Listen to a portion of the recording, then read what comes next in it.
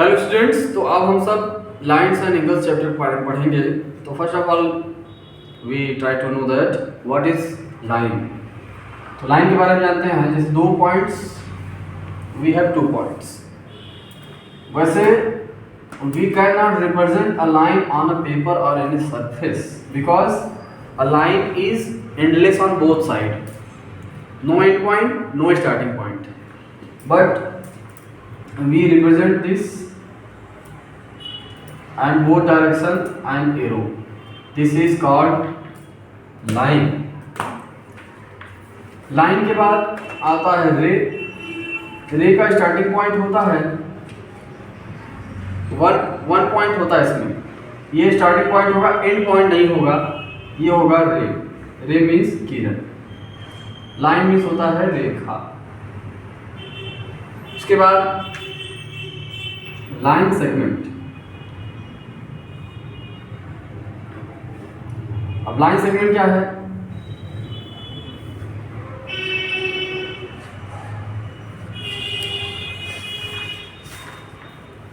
Line segment is part of line. Here we take one point A and point B and this distance is called line segment.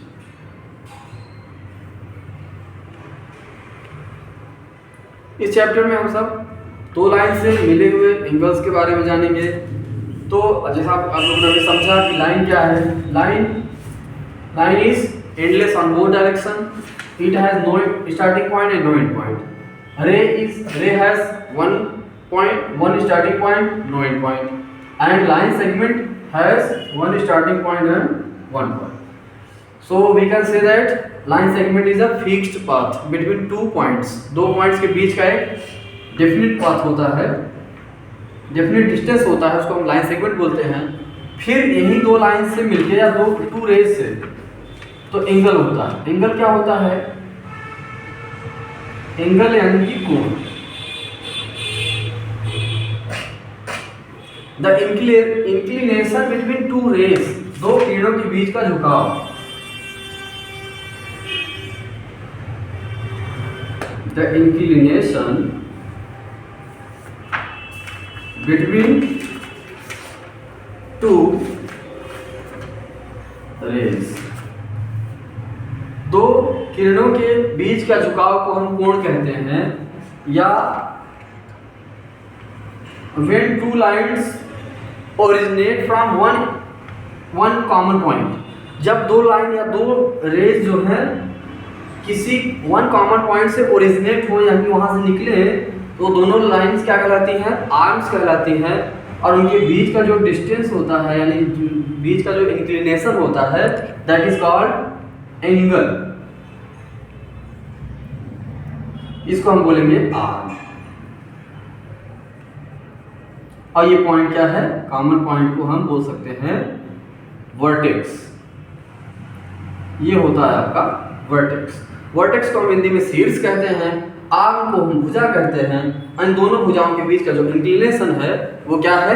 Angle होता है। तो अभी आप लोगों ने समझा कि what is angle. The inclination between two rays is called an angle, is called an angle. When two rays originate from one common point, the inclination between two rays is called angle. अब angle कितने types के होते हैं ये जानने का प्रयास करेंगे।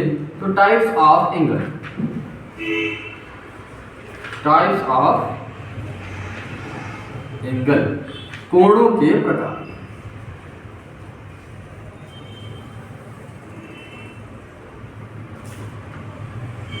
एंगल्स, कोणों के प्रकार। There are 6 types of angles. 6 types of angle में सबसे पहले होता है एक्यूट एंगल। एक्यूट एंगल के बाद राइट एंगल, राइट एंगल के बाद होता है ऑब्ट्यूस एंगल, फिर उसके बाद after then straight angle, straight angle के बाद reflex angle and complete angle. These are 6 types of angles. तो एक्यूट एंगल जो होता है ऐसा एंगल जिसका मेजरमेंट क्या हो? 90 डिग्री से लेस देन हो। उसको हम बोलेंगे एक्यूट एंगल। एक्यूट एंगल, और इसको हम हिंदी में बोलते हैं न्यून कोण। न्यून मीन्स होता है छोटा, न्यून कोण। अगर हम किसी एंगल को थीटा मान लें तो this theta less than 90 degree, ये होगा acute angle. Number 2, right angle. अब राइट एंगल को हम समकोण बोलते हैं हिंदी में, समकोण। इसकी वैल्यू होगी, अगर थीटा कोई एंगल है तो एग्जैक्ट 90 डिग्री का होगा, तो हम उसको बोलेंगे right angle. Number 3, obtuse angle. Obtuse angle, obtuse angle को हम हिंदी में बोलते हैं अधिक कोण, अधिक कोण।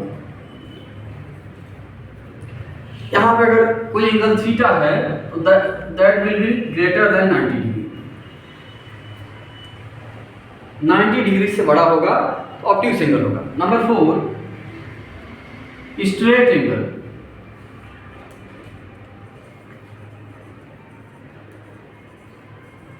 स्ट्रेट एंगल को हम बोलते हैं सरल कोण या ऋजु कोण।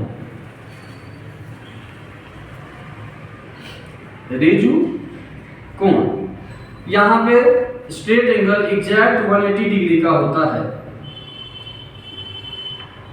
Number 5, reflex angle. Reflex angle. Number 6, complete angle.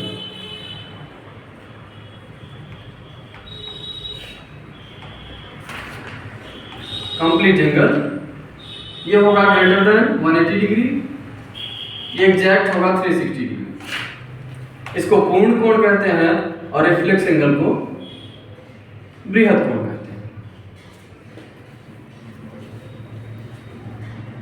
बृहद कोण, पूर्ण कोण।